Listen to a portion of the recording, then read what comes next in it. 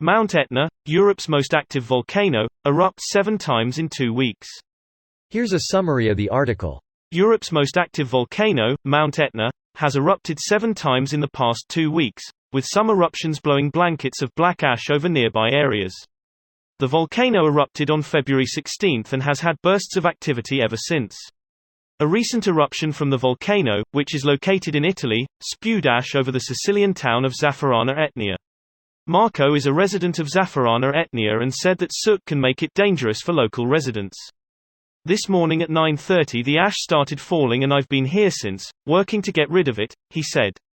Unfortunately, as you can see, we are making piles of ash on the side of the road because we don't have enough bags to get rid of it, Marco added, showing bags full of black ash. We hope that the municipality can remove it promptly because it's dangerous on the road, he added. This post received a score of 4,200, with an upvote ratio of 98%. Here are the top comments in response to this article. With the earthquake swarm currently happening under Iceland, this is going to be an interesting year for air travel. I was just thinking this, and moving all the glasses from the shelves to the counter. Iceland, I live on the fault line. My old neighbor is saying it only gets like this before an eruption. Now I'm not a geologist, but from what I know major activity in the Reykjanes volcanic field seems to be tied to a 600 to 700 year cycle. Coincidentally, and a point of concern, is the fact that the last major eruption in the peninsula was about 760 years ago. The activity being seen appears to be concentrated around Fagradal's Fall, but the main concern is an outburst event causing lava flows to spill out onto the surrounding area. Such an event would be similar to the of 1975 to 1985 and during the 1720s. Do you know why earthquakes are so weak in Iceland? They get them all the time, but they're almost always M3 or less and never big M8-9+ ones like Japan and Chile. Considering my knowledge is very close to zero, it's possible the premise of my question is wrong.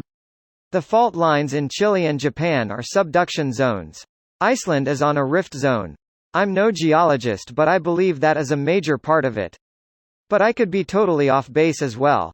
Correct. Subduction earthquakes are two tectonic plates scraping against one another, which produces an insane amount of energy.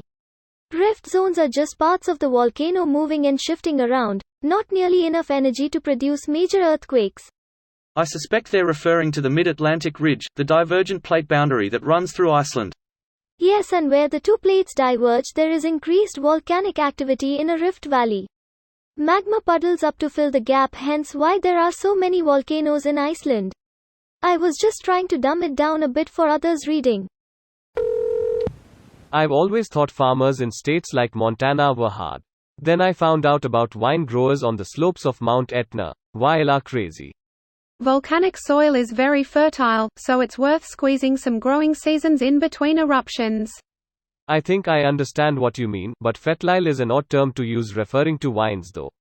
Typically great wine doesn't come from fertile locations, but instead the opposite, usually from somewhat struggling vines with low yield, more concentrated flavors, good drainage and large diurnal temperature swings, at elevation or on slopes.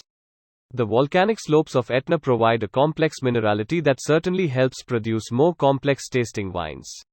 Fertile is just a different term when it comes to wine growing compared to regular agriculture. This video was automatically created by Reddit to speech. The article and comments in this video were selected from Reddit according to their upvotes, and any paraphrasing was performed by smmry.com, without any human intervention.